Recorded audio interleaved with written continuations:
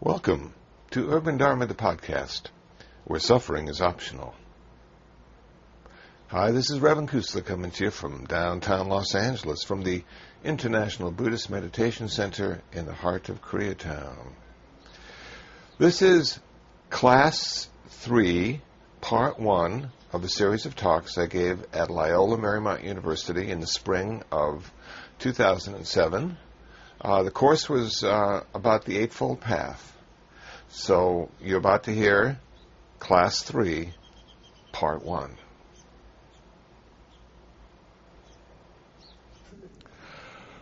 So, Eightfold Path. Last week we talked a lot about morality and ethics. We talked about right speech, right action, right livelihood.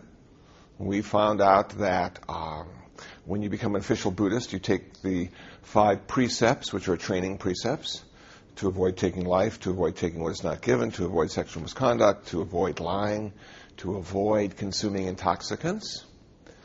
And that was designed to change 2 of the 3 aspects of karma, which was speech and action. Tonight, it's meditation, and that's designed to transform our consciousness, our intention karma. The Buddha said at one point, our intention leads our speech and action into the world. And so the 5 precepts censor or make us aware of speech and action. But now we literally want to change the source of our speech and action. And that's where meditation comes in. And if you read any books on Buddhism, the biggest chapter usually is on meditation. So we're going to talk about it. The Eightfold Path, there are 3 parts that deal with meditation. They are right effort, right mindfulness, and right concentration. And right effort is how we start to become aware of our consciousness. The traditional way of looking at right effort goes like this: to prevent unskillful thoughts or intentions from arising, to abandon unskillful thoughts or intentions that have already arisen, to develop skillful thoughts or intentions that have not yet arisen, to maintain skillful thoughts and intentions that have already arisen and haven't gone away. So you can see what we're really doing is in 2 very large categories. We're becoming aware of skillful and unskillful. And now we have to have some kind of identification for a skillful thought and some kind of identification for an unskillful thought. So a skillful thought in Buddhism would be one that has its roots in love, has its roots in generosity, has its roots in compassion, has its roots in wisdom. That would be a skillful thought.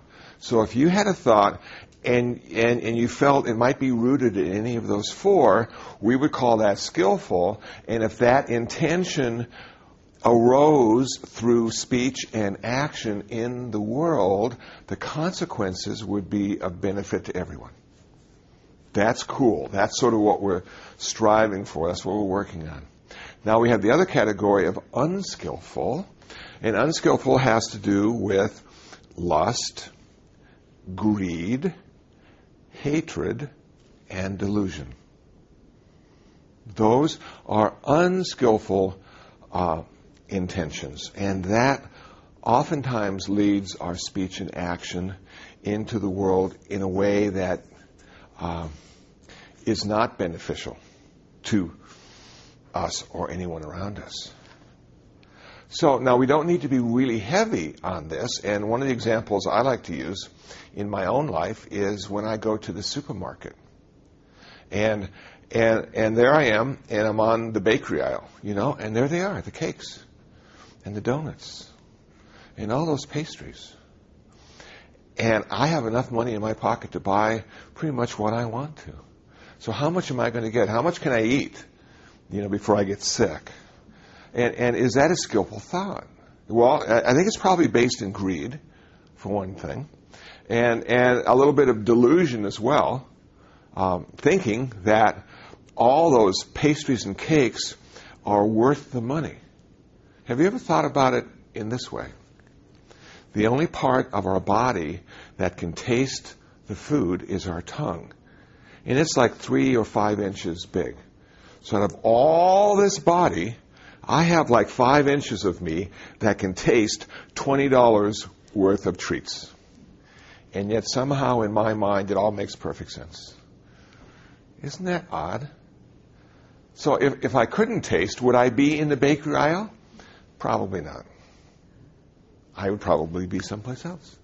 So I look at skillful, unskillful.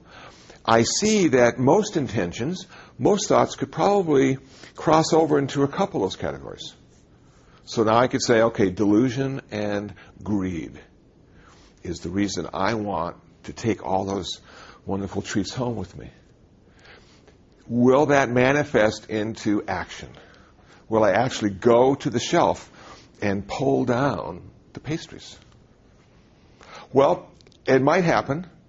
And I've done this, and maybe you have too. Now you're walking through the other aisles to get the necessities of life, and you say, well, maybe I don't need as much, all these donuts. Maybe I could put half of them back. So now the intentions are starting to create other kinds of actions, and our life is becoming a bit more balanced. And it really starts like that. There's no big, I'm not going to kill anybody today because that's unskillful. It usually doesn't work like that. It's just our everyday stuff. Somebody wants to get in the lane in front of us on the freeway. Are we going to let them? We have just as much right to be in that place as they do. So where does that intention come from? Well, it's a little competitive. And is that skillful? Well, probably not. It wouldn't hurt. A car in front of you is not going to prevent you from getting to where you're going to go. So becoming aware of how your thoughts work, to see what they're rooted in, watching the habit patterns that we've accumulated over all the years we've been alive, sort of manifest and direct us without even us being aware of it.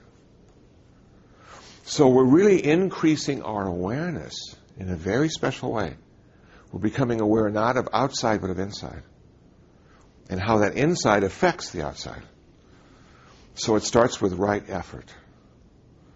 Now we have 2 kinds of meditation in Buddhism. We have tranquility meditation and we have insight meditation. The story goes like this. The Buddha was taught how to do tranquility meditation by the yogis of India. And then he realized that didn't lead to ultimate liberation, freedom, peace, happiness. That kind of meditation seems to be conditional. When all the conditions are correct, meditation occurs. He rediscovered insight meditation, vipassana, which allowed him to achieve nirvana and become free in an unconditional way, to become happy and peaceful in an unconditional way. He did both forms of meditation. In some schools of Buddhism, they emphasize one over the other. And that's fine. We all need to have our stuff, And this is what makes us unique, and this is what makes us special. We have this technique that nobody else does, and it's guaranteed to make you enlightened. And come to our school of Buddhism, we'll be glad to teach you that. So you find that a lot. You find some people that look at tranquility meditation as not being as useful as insight meditation. So they're critical. Some people, like myself, have found insight meditation to cause me to be a little too agitated, to have a little too much clarity. And I found by balancing my clarity with tranquility meditation, I was able to like myself more, and other people liked me as well. So I had to design a practice that suited my temperament. And if you go to a book called the Visuddhimagga, The Path of Purification, one of the chapters is about the teacher deciding for the student what kind of meditation would be most appropriate. The idea is this: we want to come back to that place of balance. So the Buddha might be talking to a monk, and this monk is very lustful. attracted to every woman he sees. And the Buddha recommends cemetery meditation. Not so he can hate the body, not so he can hate women, but so he can come back into balance and have a more realistic approach to the opposite sex and his relationship to them. It's about coming back into balance. I was just on the Google News website and found an article speaking about the porn industry choosing HD as a DVD instead of Blu-ray as a DVD. There's a big battle going on. Sony has the Blu-ray. I think Toshiba has the other one. And which one will be, it's like the old VHS and Beta.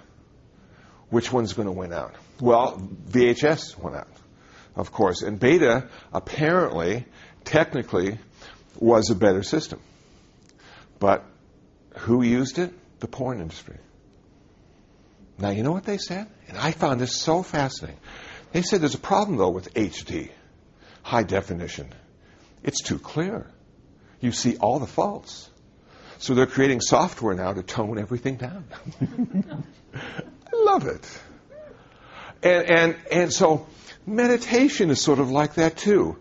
If you have too much clarity, you might start to be super critical about everything in your universe. Because now you see it so clearly, you have no patience. You get agitated and aggravated so easily. And so you sort of want to fine-tune the way you perceive the world. And these meditation techniques allow us to come to a place of balance. So one isn't better than the other, one is different than the other. The Buddha did both of them. He continued to do tranquility meditation until the moment he died. He stopped doing insight meditation when he achieved nirvana. He had no more use for the insight meditation. But there still was a use for the tranquility meditation. And you know what that was? That was to bring his body back into balance. Because when you go into deep states of tranquility and one-pointedness, you can anesthetize physical pain. And 2,500 years ago, they didn't have all the medications we have today. You know, they had spices and urine that they'd mix up. I'm thinking, give me the disease. I'm not going for the cure, you know. And this tranquility meditation allowed his body to come back into balance, and he was able to anesthetize physical pain. Very cool. So his last moments on earth, he went into the fourth jhana. And that's where he died. In that very deep level of one-pointedness. With no past and no future. And no pain. So, he meditated his whole life. If we start our practice, we're going to have to do that too. So I wanted to make you aware of that. This is a big commitment. Because if you've been meditating for a couple of years and you think you can stop, you might be disappointed. Because you're going to get used to being a certain way.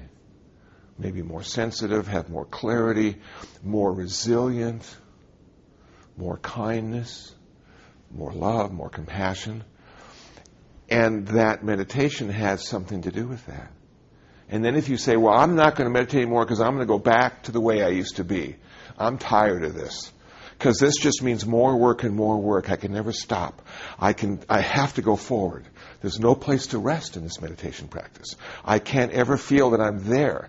There's always more to do. So I'm just going to stop and go back. Well, we can't go back. Once you start, you can't go back.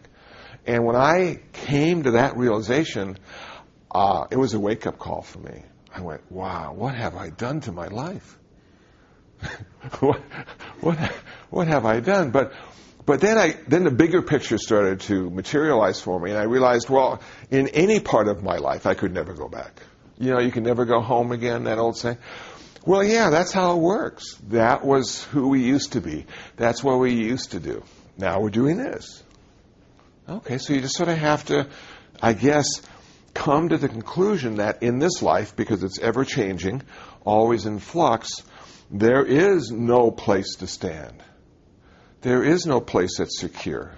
You have to keep changing with it all the time.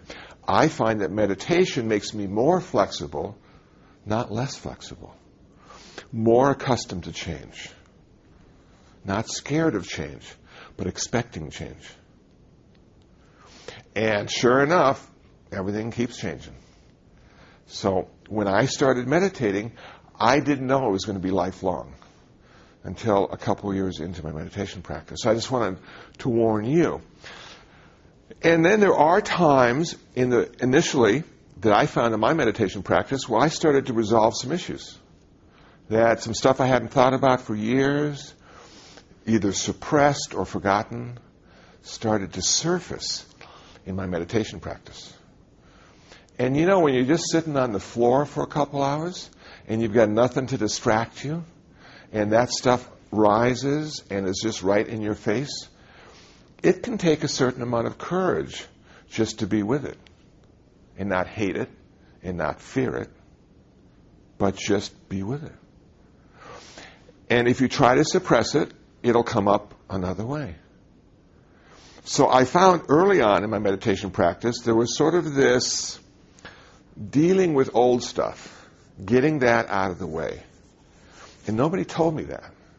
They all told me it was going to be wonderful. You'll feel so much better. And I was working through this stuff. And I'd feel sad, and I'd feel disappointed, and I'd feel like a failure. And I'd say, how could I have done that? I was 11 years old. What was wrong with me?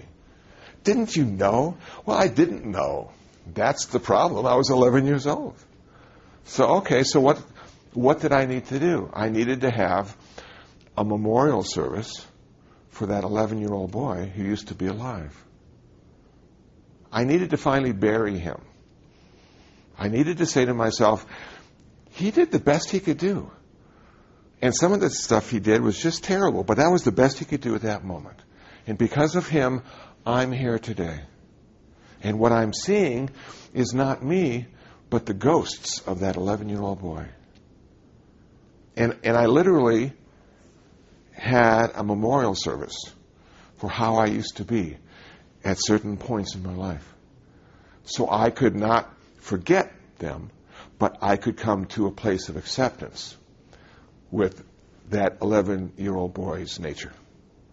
Unskillful or skillful, however you want to call it. So, working. Okay. Hadn't intended to go there in my meditation practice. I was just going to meditate. I was just going to feel good. So a few years down the line, I'm thinking, I got to change my job.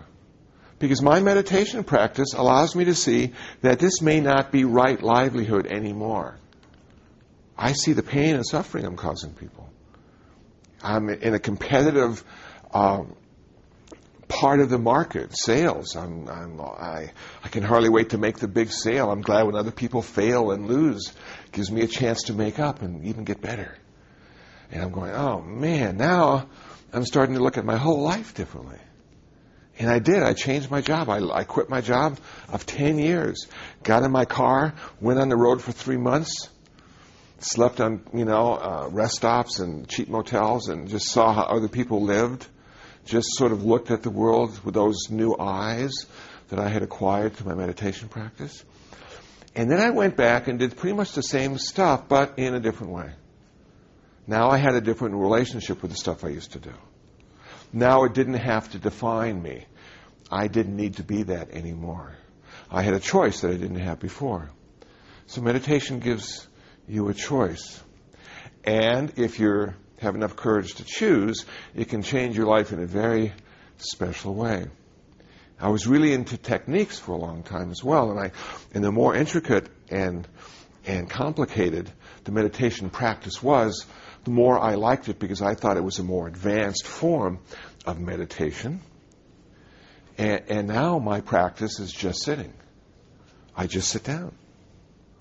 I don't count my breath. I don't observe my breath. I don't have a mantra. I don't create visualizations for myself. I just sit and become a pane of glass, transparent, and the universe sort of just flows through me, and I observe that, and I try not to get attached to any of that. And I don't look at the good or bad, or I don't feel good or feel bad. That stuff just arises, and I observe, and it falls away. And something else arises, and I observe, and it falls away. And that's what I do. And then I get up and I have a cup of coffee. Well, it doesn't sound like you're doing much, does it? I think it works like this. I think what I'm doing is I'm cleaning my hard drives. I've got some fragments there from yesterday or last week that are just floating around on that old hard drive, and now I'm going to just sort of sit down and let that stuff find its proper place. Where does it need to be filed? What category does it need to be filed in? And my subconscious does all that. You know, sometimes I'll have dreams, and my subconscious will resolve some issues that I had when I was awake, and that's cool. I like to dream. My mind is a very good storyteller. I have wonderful dreams, color and action, and sometimes I'm the victor, and sometimes I'm the victim, and sometimes I wake up and I'm sweating and just so excited, and then I start my day. Wow. I'm so happy. Meditation does change the way you sleep. People can meditate while they're sleeping. Most cool. This is a life-changing activity, and that's why the Buddha said we need to do it. And you know what? You know what I realized today, because I was answering some emails today from people that had been listening to my podcasts. And I love the way the emails start. I just heard your latest podcast. It was so cool, but I've got a few questions. And then about 12 questions down, and you're looking at an essay to respond to this email. But one guy said, how about desire? You know, everything I hear about Buddhism is against desire. Don't you have to desire? Don't you have to have desire to meditate? Don't you have to have desire, the desire to want to achieve enlightenment, to do anything about it? And doesn't that desire ultimately get in the way of your nirvana or enlightenment? Because if you have desire, you can't become enlightened. So how do you get rid of that? And I'm thinking to myself, well, this is a tough one, because I'm only going to use a couple sentences. I don't have time to do essays anymore. And so what I wrote back was this. I said, imagine you're living in Los Angeles. That's where you make your home. And now you have a desire to go to Los Angeles. Well, that desire will get in the way of realizing you're already in Los Angeles. And the Buddha said, we're already enlightened. So if you have a desire to be enlightened and you're already there, that's the very thing that prevents you from realizing you're okay. You're perfect just the way you are. So we need a desire initially. We need to have a desire to meditate and want to have a practice and build that momentum. And I had strong desire to want to meditate. But now I just simply meditate. It's like when I brush my teeth. I really don't have much of a desire to brush my teeth. But I do it anyway, because it's the right thing to do. So I meditate now because for me it's the right thing to do. And I don't have much of a desire. So maybe next lifetime I'll get enlightened. Very cool. Let me talk a little bit now about tranquility meditation, also known as samatha meditation. In the classic way of describing this, there are 4 levels of tranquility. Those are called jhanas, J-H-A-N-A-S. Jhana is another word for meditation. 4 levels of tranquility. The first level, the first jhana, has 5 characteristics. It has applied thought, sustained thought, happiness, bliss, and equanimity. The second jhana, the second level of tranquility, has 3 characteristics. It no longer has applied thought and sustained thought. Now it has happiness, bliss, and equanimity. The third jhana has 2 characteristics. It no longer has pleasure or bliss. It now has only happiness and equanimity. The fourth jhana, the deepest level of tranquility or one-pointedness, only has one characteristic, and that is equanimity, perfect balance of mind. Now, what I realized when I read this the first time was that the Buddhist path is a path of renunciation. That if you're doing Buddhist meditation correctly, you're not gaining anything. You're simply getting rid of the things that prevent you from realizing you're already enlightened. So that's our task, is to get those roadblocks out of the way. And what are they? Well, we can go back to lust, greed, hatred, and delusion. Those are some of the biggest. Ignorance as well. Let's talk about these 5 characteristics and give them life. What do they mean? Well, applied thought and sustained thought. Let's say our object of meditation is the sensation of breath. And we've decided to become aware of the sensation of breath at the tip of the nose. We're going to be a sentry. And we're going to wait for the breath to go out and come in. And we're going to focus on the sensation. And why do we focus on the sensation? Because that sensation can only happen right now. We are bringing our mind, which is trapped in past and future, to a place of sensation that is occurring right now. Our body can never go into past and future. It's stuck in the present moment experience of our life. And if we go to see Star Wars, our mind can go thousands of years in the future and be delighted with all the special effects. And there sits our body in this cold, dank theater with our feet stuck to the ground because a Coca-Cola had been spilled in the previous viewing. And I thought to myself, yeah, my mind really doesn't enjoy being with the body very much. It really likes organizing and planning for the future or regretting the past. But how often am I here in the present moment with my body? Not very. So meditation, breath meditation, becoming aware of sensation, allows us to bring our mind to the present moment experience of our body. Cool. Applied thought, sustained thought. Applying the thought, forcefully taking the mind and sticking it as a sentry and holding it there. And every time it wants to run away, you bring it back with kindness and compassion. You bring it back. You bring it back. It's not used to not being the master. It's always been in charge. And now we're saying, okay, mind, for the first time in your life, you're going to stand sentry. And you're just going to watch the breath. Well, for me, it literally took 2 years for my mind to settle into the breath. And one of the techniques I used was counting. I would count my breath. Now I had to decide, inhalation, exhalation, or both. Well, I had read a book about a samurai warrior, and he said that the strongest part of our breath process is the exhalation. And when he was in combat, he would wait for his opponent to inhale. At that very moment, he would exhale, and lunge. And being the samurai warrior kind of guy that I am, I thought, I'm going to watch the exhales. So I sat down and dutifully watched the exhales. But about 2 weeks into my meditation practice, I said, I think the inhales might be better. Because the exhales really aren't doing it.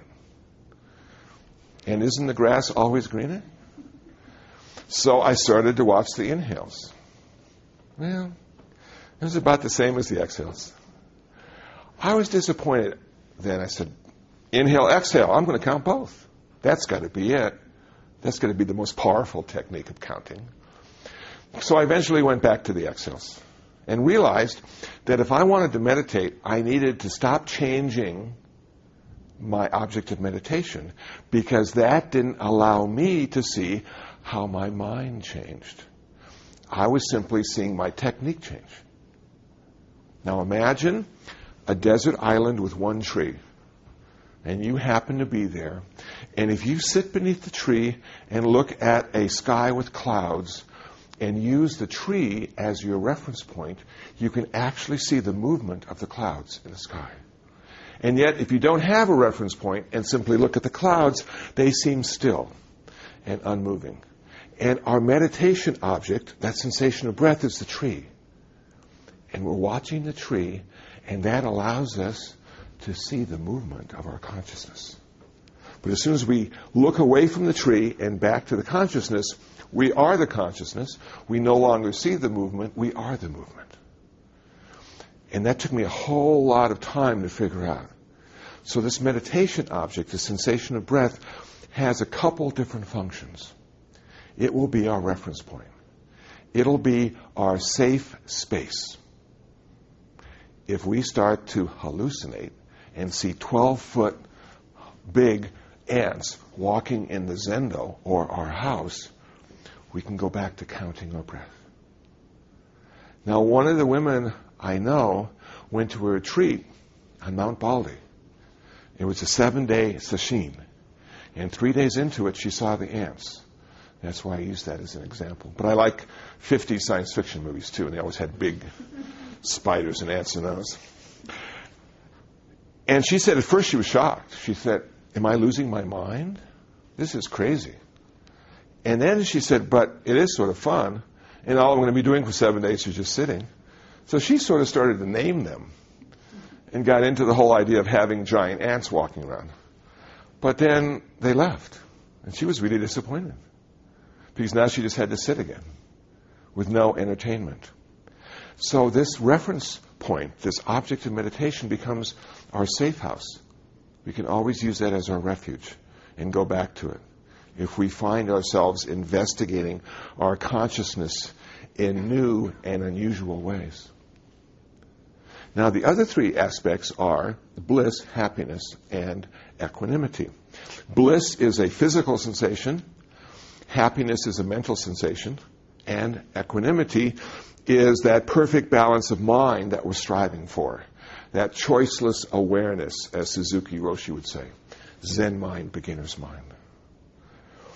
After you've been meditating for a while, you can actually stop bringing your mind there and holding it there. Now it simply rests on the object of meditation without any will or intention on your part. And at this point, you're into the second jhana. You have a greater sense of bliss and rapture in the body, a greater sense of happiness in the mind, and a stronger sense of equanimity. In order to go further, we need to let something go. And what we're going to let go is the bliss and pleasure of our body. Now, that might sound like a big price to pay, because after a while in your meditation practice, you have I'll speak for myself, sometimes there's like these warm sensations running up and down my spine, and the hair on the back of my neck stands up, and I just sort of tingle and feel really good. And it's wonderful. And yet, if I want to go further, I got to let that go. And I couldn't figure out why. I couldn't figure out what the problem was. Well, the problem was, if there's bliss and pleasure, there's also pain. Now, most of us would like to give up the pain, but not the bliss and pleasure. If you can figure out how to give up the bliss and pleasure, you are at the same time giving up the pain, and now going into the third jhana, which only has two characteristics, happiness and equanimity. And you know what that means. That means we have one more level to go, and we've got to give something else up. And we're not going to give up the equanimity. We're going to have to give up our happiness too. But if we give up our happiness, we're giving up our sadness as well. And when we figure out how to do that and are successful, now we're in the fourth jhana. We have one characteristic left. Perfect balance of mind. You are seeing your life, you are seeing reality exactly the way it is, without being hindered with wanting pleasure or avoiding pain, wanting happiness or avoiding sadness. You've thrown away your rose-colored glasses, and there you sit, like Neo in the Matrix. He woke up too. And what did he eat? He ate porridge. No more steaks for him. That was an illusion. So now we look at our food, and they're not jelly donuts. You know, this is medicine that allows us to stay alive another day. How could anybody be attracted to that or repulsed by that? Cool. And are you ever a victim if you have perfect balance of mind? No. There's no one to defend at this level of reality. Yeah. Cool. Sound, it's the ear vibrating. Smell, it's the nose smelling. Taste, it's the tongue tasting. Touch, it's the body feeling. Mind, it's the mind thinking. That's your reality. You are in perfect balance. You have reconnected to the world around you in a very, very special way. You are no longer self, you are now selfless. Every man, woman, child, dog, cat, fish is now connected to you in a very personal way. And at this moment, the great compassion arises and you become a bodhisattva. Your heart is broken, never to mend again. Because you realize in a very real and personal way that guy on the street who has no place to live is part of you now.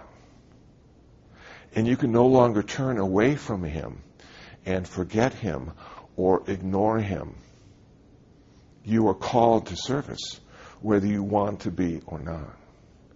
That person starving in any country in the world is now part of you. It's a profound experience. It's the enlightenment experience. It's the experience of the bodhisattva. It's a life-changing experience. And at this point, your life is no longer your own. Your life is now committed to a life of service. Mother Teresa, for me, is a perfect example of that. I often wonder, did she want to be in India doing that? Or did she have a choice? Maybe she didn't have a choice. Maybe those people were her, and she was them. And did Mother Teresa ever take a vacation? How could you take a vacation if that was your reality?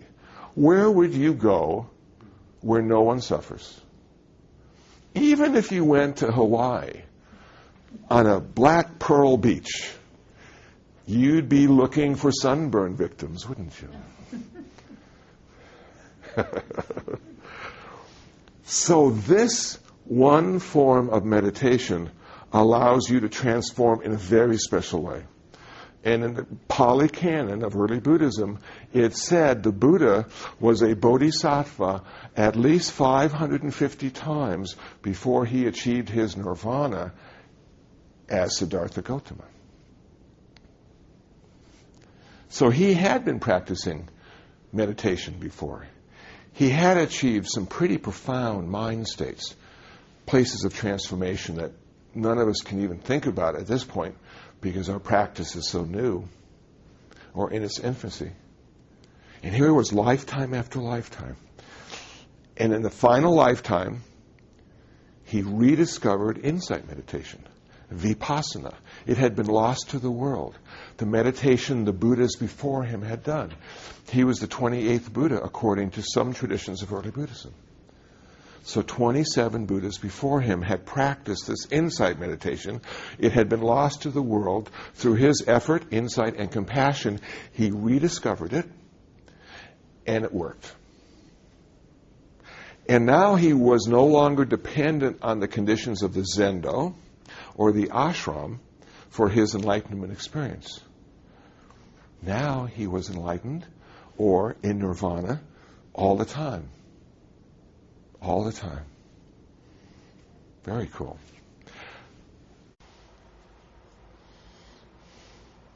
Well, that's it. That was Class 3, Part 1. Hope you found it interesting. Hope you found it useful. If you'd like to know more about me, please visit kusala.info. That's Kusala.info. If you'd like to download some free ebooks on Buddhism, please visit buddhabooks.info. That's buddhabooks.info. Well, until the next time, until the next podcast, be happy, be peaceful, and most of all, be free from suffering.